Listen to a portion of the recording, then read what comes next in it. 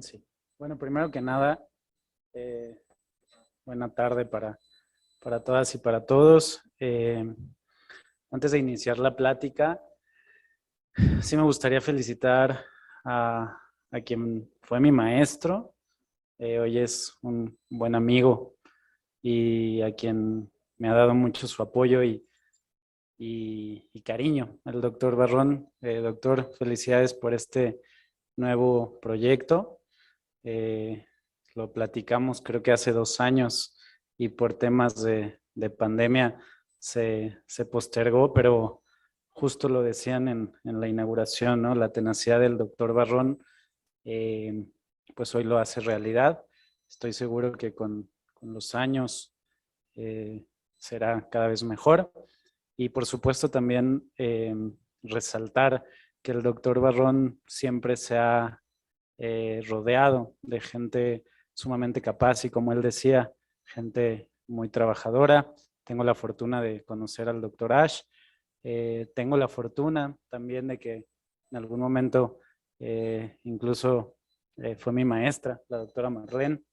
Y bueno, pues enhorabuena por este nuevo proyecto, que todo vaya muy bien y muchas gracias por considerarme para esta plática.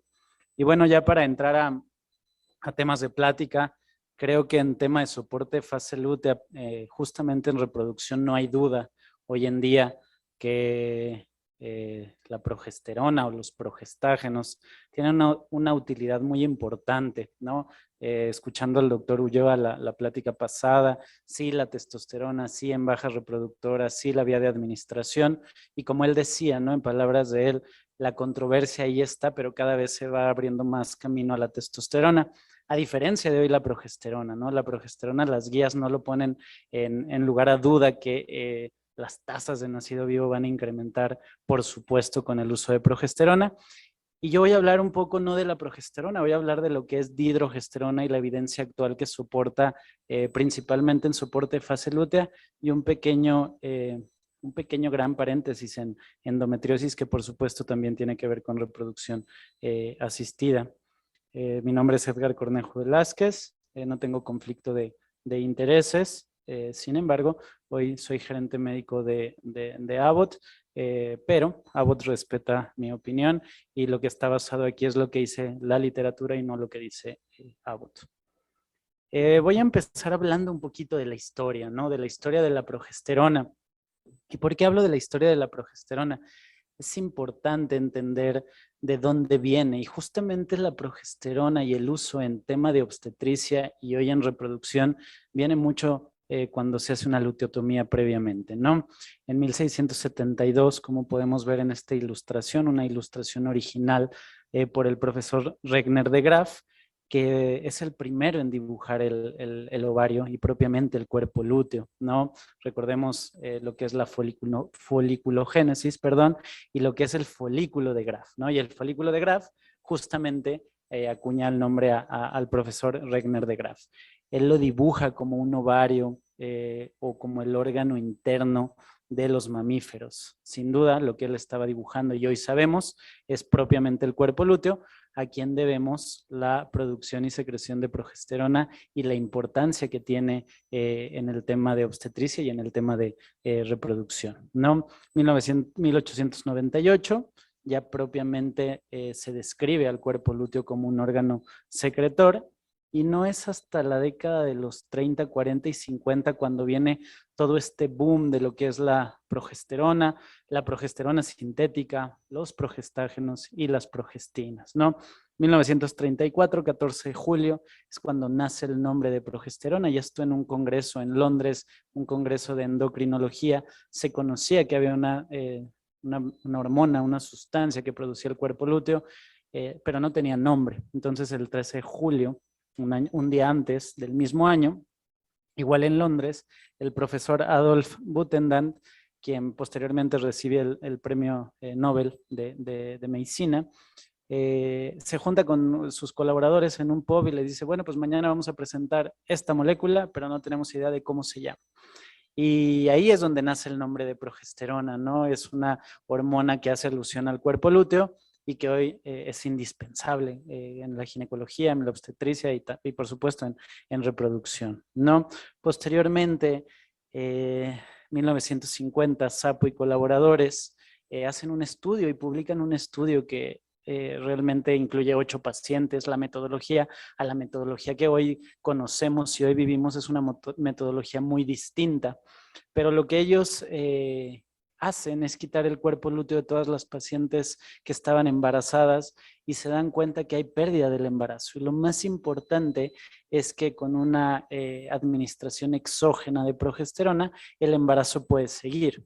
Y entonces ahí saben que la progesterona tiene un comportamiento fundamental para que siga el embarazo. Sin embargo, hoy no es tan claro, ¿no? Hoy no es tan fácil. Toda paciente con bajos niveles de progesterona, pues démosle progesterona y ahí está la respuesta. Ni en amenaza de aborto y desafortunadamente ni en soporte de fase lútea, ni en reproducción, en cualquiera que sea la técnica.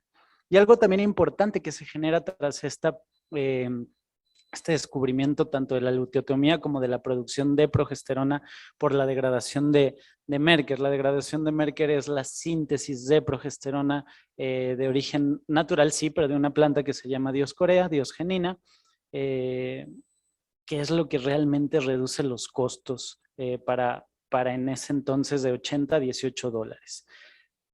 Y en 1951 se genera la noretindrona, que es la primera progestina con efectos anticonceptivos, aquí en nuestro país, por un químico que es el doctor o el profesor Luis Miramontes, que también después recibe el premio Nobel de Química. Entonces, antes de hablar de soporte fase lútea y de progesterona, sí tenemos que hablar cuáles son los cambios, porque lo usamos como sinónimo. Un progestágeno es una progesterona y una progestina es un progestágeno y no necesariamente son sinónimos. La progesterona natural es la que secreta el ovario de las mujeres, ¿no?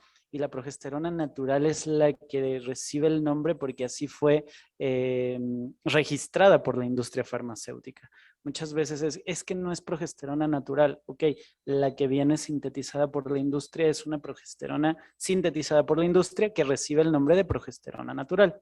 Un progestágeno es cualquier hormona que tiene la facultad de generar cambios en el endometrio, cambios secretores, desidualización del endometrio y todo lo importante que es esto para generar y favorecer el embarazo, ¿no? Desde la implantación, quiesencia uterina, en el primero, segundo y tercer trimestre y todo lo que esto conlleva, ¿no? Mayor aporte sanguíneo, mayor producción de óxido nítrico, mayor vasodilatación de las arterias uterinas. Todo esto es muy importante porque realmente la progesterona sí juega un papel endocrino y más allá, ¿no? También tenemos un efecto inmunomodulador que hoy conocemos cada vez más y que creo que entendemos cada vez menos. Y una progestina, claro, las progestinas tendrán un efecto progestagénico porque tendrán un efecto sobre el endometrio, pero una progestina es una molécula que además de generar cambios residuales, tiene afinidad sobre otros receptores de hormonas esteroideas y es por aquí donde voy a empezar a dirigir un poco más la plática. Sabemos que la progesterona es una hormona de 21 carbonos que viene del colesterol, que requiere 3 acciones enzimáticas desde el colesterol para llegar a progesterona. Metabolismo hepático, niveles, hablamos y creo que todavía no nos ponemos de acuerdo, 10 para hablar de ovulación, 12 para hablar de ovulación, 25 para hablar de niveles normales. Creo que hoy estamos más hacia entre 10 y 12 para un ciclo ovulatorio y sabemos que hay receptores de progesterona, los más estudiados, el tipo A y el tipo B. Sabemos que hay un tipo C que es el que predomina en el embarazo y este tipo C, además de predominar en el embarazo, tiene múltiples funciones propiamente intranucleares que modifica ciertos genes para mantener la quiesencia uterina y por supuesto para favorecer una adecuada implantación. Cuando hablamos de todas las progestinas que tenemos hoy como arsenal terapéutico y que son bastantes, importante hablar que en obstetricia y reproducción se utilizan 3 de mayor manera y esto por la seguridad. Tenemos a la progesterona natural, ya sea vía oral, vía vaginal, vía transdérmica, Tenemos el caproato de hidroxiprogesterona, que se utiliza vía intramuscular y que realmente fue el primer progestágeno que se utilizó con fines obstétricos. Y finalmente tenemos a dihidrogesterona, que es una retroprogesterona. ¿En qué cambian las progestinas o en qué cambian los progestágenos? Sin duda, en la composición bioquímica, ¿no? Cada nuevo doble enlace, cada hidrógeno, cada cambio de posición le va a generar cierta afinidad sobre algunos receptores, disminuirá afinidad sobre otros receptores y tendrá diferente potencia sobre los receptores de progesterona a nivel endometrial, y por supuesto que esto favorecerá en el tratamiento, sí en la obstetricia, pero también en la ginecología. Y aquí voy a hablar un poquito de las diferencias bioquímicas de la progesterona versus dihidrogesterona. La progesterona es una hormona esteroidea de 21 carbonos, tendrá 3 anillos ciclohexano, un anillo ciclopentano y tendrá un enlace entre el carbono 4 y 5. Cuando hablamos de dihidrogesterona, hablamos de la misma estructura molecular, los mismos 3 anillos ciclohexano, un anillo ciclopentano, 21 carbonos, y tendremos un nuevo doble enlace en el anillo B, ¿no? Un doble enlace entre el carbono 6 y 7, lo que le da el nombre de dihidrogesterona. Si nosotros vemos la molécula sin ser tan observadores, pues podemos ver que la estructura es muy parecida. Y esto podemos decir que la molécula se ve en espejo. Esto hablamos de un estereoisómero de la progesterona. Y finalmente, cuando yo pongo luz ultravioleta, puedo ver que tiene un cambio, una flexión, una retroflexión de 60 grados hacia posterior. Y esto le da el nombre de retroprogesterona. Más importante que los nombres son los beneficios clínicos. Y es aquí donde me voy a centrar un poco. La progesterona es una excelente hormona que bien utilizada puede generar muchos beneficios. Sin embargo, tiene algunos detalles donde a veces tenemos que recurrir a nuevas opciones o nuevas herramientas. Por ejemplo, la progesterona tiene una biodisponibilidad bastante mala vía oral, ¿no? Del 3%, y es por eso que se tiene que micronizar. Es decir, hacer una molécula pequeña, menor de 10 micras, para favorecer su absorción y que no tengamos tan mala biodisponibilidad y que realmente no tengamos que elevar las dosis en mayor medida y que no tengamos efectos secundarios. Se microniza la progesterona y además se administra vía vaginal. Entonces tenemos una biodisponibilidad mayor del 5 al 8%. Dihidrogesterona, por estos cambios moleculares, tendrá una biodisponibilidad del 28%, lo que favorece una adecuada administración vía oral. Es una de las grandes diferencias entre progesterona y dihidrogesterona. Aunado a la menor afinidad que tendrá sobre otros receptores. Y aquí entramos en esta diapositiva. Dihidrogesterona tendrá una afinidad mayor del 25% por los receptores de progesterona en el endometrio. Es decir, progesterona tiene una afinidad del 50%, dihidrogesterona tiene una afinidad del 75%. Viene muy bien en tema de obstetricia. ¿Qué otra progestina podríamos incluir aquí? Si bien no se utiliza en reproducción, pero sí es muy utilizada por nosotros para tratamientos de hemorragia uterina normal, para un sangrado profuso. Medroxiprogesterona, acetato de medroxiprogesterona. El acetato de medroxiprogesterona tiene una afinidad del 110%. ¿Y por qué pongo estos 3 ejemplos? Porque de aquí podemos decir que un progestágeno tendrá cierta potencia sobre el endometrio, potencia leve, moderada y severa. Dihidrogesterona es una potencia moderada que sin duda viene bien en el tema de obstetricia y también viene bien en el tema de reproducción asistida, no también en quitar un sangrado profuso. Aunado a esto, la progesterona y dihidrogesterona comparten algo importante, que tendrán mínima afinidad sobre receptores androgénicos. Incluso, tanto dihidrogesterona como progesterona inhiben esta enzima 5-alfa reductasa, que se encarga de la conversión de testosterona a dihidrotestosterona, que es realmente el andrógeno con mayor potencia. ¿Y por qué es importante mencionar esto? Es importante mencionarlo porque con esta inhibición enzimática y esta mínima afinidad sobre receptores androgénicos nos da seguridad de utilizarla en soporte de fase lútea y no tendremos o no hay evidencia publicada del riesgo de masculinizar un feto femenino. Aunado a esto, tendrá mínima afinidad sobre receptores glucocorticoides, mineralocorticoides y estrogénicos. Cuando hablamos o cuando resumimos de todos los derivados de progestinas, tenemos los norpregnanos, los pregnanos, los derivados de 19-nortestosterona. Bueno, esto nos van, los nombres nos van dando indicación o sugerencia de a qué afinidad a otros receptores tendrán. Algo importante que yo mencionaba, todo progestágeno, como podemos ver en la primera línea o en la primera columna, claro que tendrá un efecto sobre el endometrio, tendrá afinidad sobre el endometrio. ¿En qué cambia la progestina? Y voy a regresar o voy a ir un poco a los anticonceptivos orales combinados. Los anticonceptivos orales combinados sabemos que tienen un estrógeno, hoy en día etinilestradiol, y que tienen una progestina, ¿ok? ¿De qué depende la progestina? La progestina va a depender de muchas cosas, pero ¿por qué se añade progestina a la anticoncepción oral combinada? Porque es realmente quien da el efecto anovulatorio, quien inhibe el pico de ovulación. La progestina en cuestión es quien nos va a dar la anticoncepción y dependiendo de la progestina, claro que va a depender el índice de Pearl. Por ejemplo, el levonorgestrel es la progestina que a menor dosis tendría un efecto anticonceptivo importante.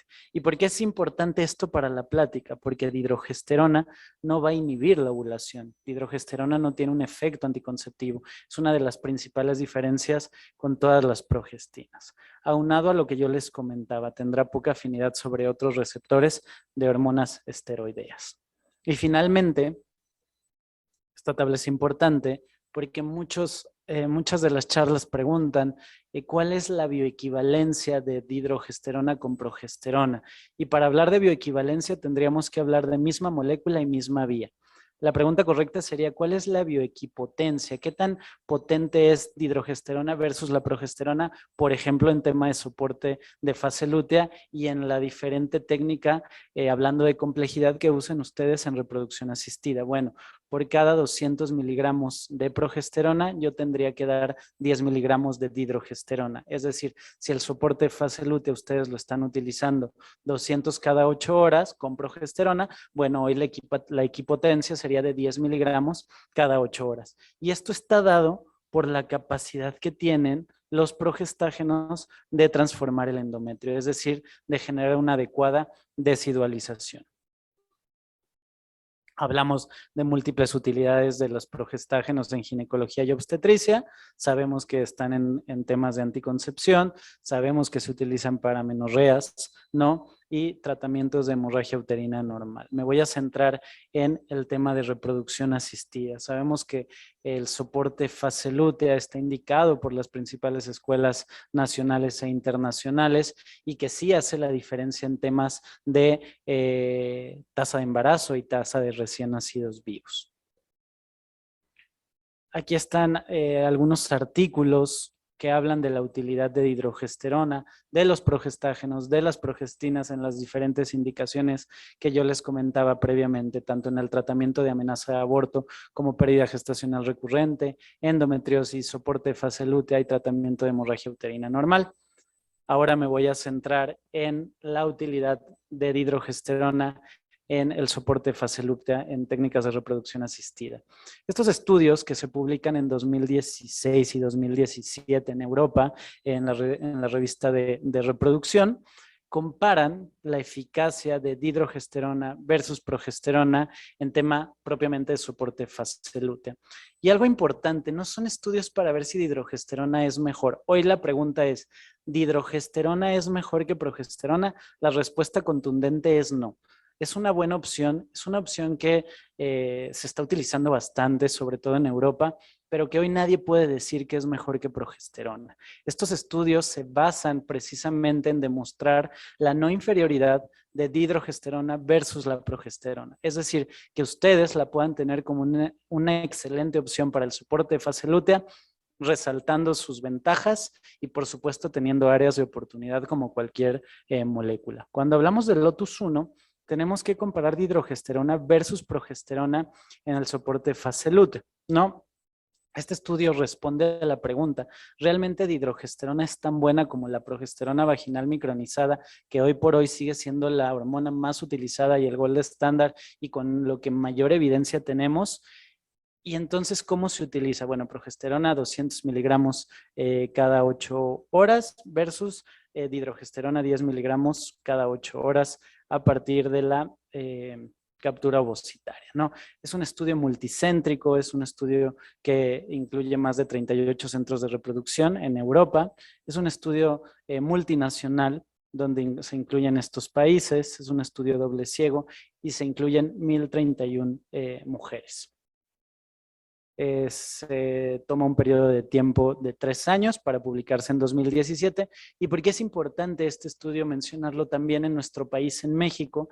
Es con el estudio que realmente se logra el permiso para tener la indicación de dihidrogesterona en soporte de fase lútea. No, lo que busca demostrar, ok, la progesterona sabemos que incrementa la tasa de nacidos vivos, la tasa de embarazo. Bueno, dihidrogesterona pudiéramos decir lo mismo y entonces es demostrar justo que dihidrogesterona es igual de buena o tan buena como la progesterona vaginal micronizada para el soporte de fase lútea. Esto como objetivo primario.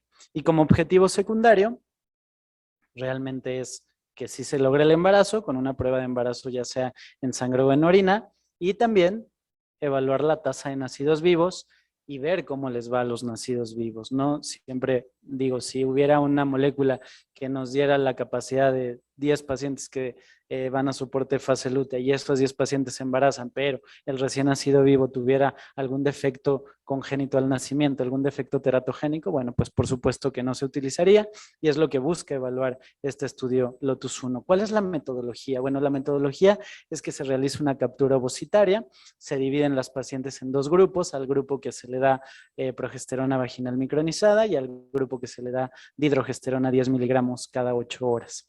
Se realiza una transferencia embrionaria y por supuesto si hay una prueba de embarazo positiva 15 días después, se continúa el soporte fase lútea hasta la semana 12. Y para esto se hace un seguimiento con ultrasonido para demostrar la frecuencia cardíaca fetal, es decir, la vitalidad fetal. En esta gráfica de Forest Plot creo que es bastante claro. Primero, regresar a un tema de no inferioridad. Aquí no estamos hablando que dihidrogesterona es mejor que progesterona vaginal micronizada, pero que sí puede ser una muy buena opción para el soporte fase lútea. Se compara el grupo 1 y el grupo 2 que mencionaba previamente. Y hablando de los objetivos secundarios, pues que sí tenemos embarazo en la similitud con ambas moléculas, ¿no? Si nosotros analizamos propiamente la gráfica, pues podemos ver que dihidrogesterona tendrá una pequeña ventaja sobre la progesterona vaginal sin poderlo decir estadísticamente significativo, ¿no? Y cuando hablamos del objetivo primario, pues que sí, efectivamente a la semana 12 de gestación logramos un embarazo con dihidrogesterona como soporte de fase lútea y también en las tasas de nacidos vivos. Hablando de seguridad, ¿cómo le fue a las mujeres, a las pacientes embarazadas que utilizaron dihidrogesterona como soporte de fase lútea? Pues realmente no hubo una diferencia en el grupo de progesterona ni en el grupo de dihidrogesterona, puntualmente en efectos secundarios. Y en el tema del recién nacido, pues la seguridad está demostrada. ¿Qué podemos concluir con este artículo? Pues que efectivamente dihidrogesterona no es inferior versus la progesterona vaginal micronizada en temas de reproducción asistida. Regresando a esta diapositiva, tenemos el estudio Lotus 2. En tema de metodología es muy similar, simplemente la diferencia es que aquí se compara con la administración de progesterona vaginal micronizada en gel una vez al día versus dihidrogesterona 10 miligramos cada 8 horas y el resultado fue similar. Se evaluó el objetivo primario, tasa de embarazo, objetivo secundario, tasa de recién nacidos vivos y cómo les fue a los recién nacidos, concluyendo lo siguiente, que dihidrogesterona puede ser tan útil como la progesterona en soporte fase lútea, no genera mayor efectos teratogénicos o defectos al nacimiento y lo que sí, creo que esto no está en cuestión. En definitiva, la vía oral hoy será superior a la vía vaginal o a cualquier otra vía, ¿no? La vía oral es más cómoda, mejora el apego al tratamiento y por supuesto esto también puede impactar de buena manera en el tratamiento de soporte de fase lútea propiamente dicho. Y bueno, la R desde el 2018 ya la incluye en las guías como una alternativa viable para el soporte fase lútea, ¿no? Una alternativa para nosotros, si la paciente no quiere el tratamiento vía vaginal o realmente tiene un tratamiento vaginal, un efecto secundario, perdón, químico por la administración de las cápsulas vía vaginal. No, sabemos que la evidencia hoy nos dice que el soporte fase lútea se tiene que dar, que mejora la tasa de embarazo, que mejora la tasa de recién nacidos vivos. Sabemos que la progesterona es el gold estándar, pero dihidrogesterona hoy lo recomiendan como una buena alternativa o como una alternativa para las pacientes que así lo requieran, que así lo deseen, y también importante individualizar a qué paciente le va bien el tratamiento vaginal cada 8 horas o en qué pacientes incluso se podría combinar. El año pasado en Israel se publica la primera evidencia y que está publicada en la revista de reproducción de combinación de vías, ¿no? Dihidrogesterona 10 miligramos en la mañana, a mediodía, y progesterona vaginal micronizada. Creo que esta combinación de vías sí falta que haya evidencia contundente, por eso no la puse. Sin embargo, creo que puede ser una muy buena alternativa para las pacientes que se someten a técnicas de reproducción asistida. Esta es la comparación que hacen los estudios Lotus 1 y Lotus 2 con el gel propiamente y con la progesterona vaginal en cápsulas. Y finalmente, concluyen que dihidrogesterona se puede recomendar para el soporte de fase lútea. Al inicio de la plática les decía que iba a hacer un pequeño paréntesis en tema de endometriosis. No me quiero salir mucho del tema de soporte de fase lútea, simplemente dejar, este es el estudio Orquídea. El estudio Orquídea se presenta o se publica el año pasado en Rusia, ¿no? Y lo que es interesante analizar con este estudio es que además de impactar de buena manera en las pacientes que tenían dolor por una enfermedad como es la endometriosis, lograron, además del tratamiento de mejoría del dolor, 5 pacientes quedar embarazadas. ¿Y por qué lo menciono? Porque lo que yo decía previamente, ¿no? Dihidrogesterona no tendrá la capacidad de inhibir la ovulación y esto puede ser de utilidad en los centros de reproducción que se está dando seguimiento a una paciente con endometriosis, que doy tratamiento con una progestina, la paciente desea el embarazo, la pareja desea el embarazo. Bueno, el no inhibir la ovulación tiene un beneficio sumado a el tratamiento de mejoría del dolor. Esta gráfica lo que nos representa justamente es eso, ¿no? El objetivo primario del estudio Orquídea era realmente demostrar qué tanto mejoraba el dolor y al tratamiento de 6 meses mejora considerablemente, incluso disminuye la ingesta de medicamentos analgésicos y además favorece el embarazo de las pacientes.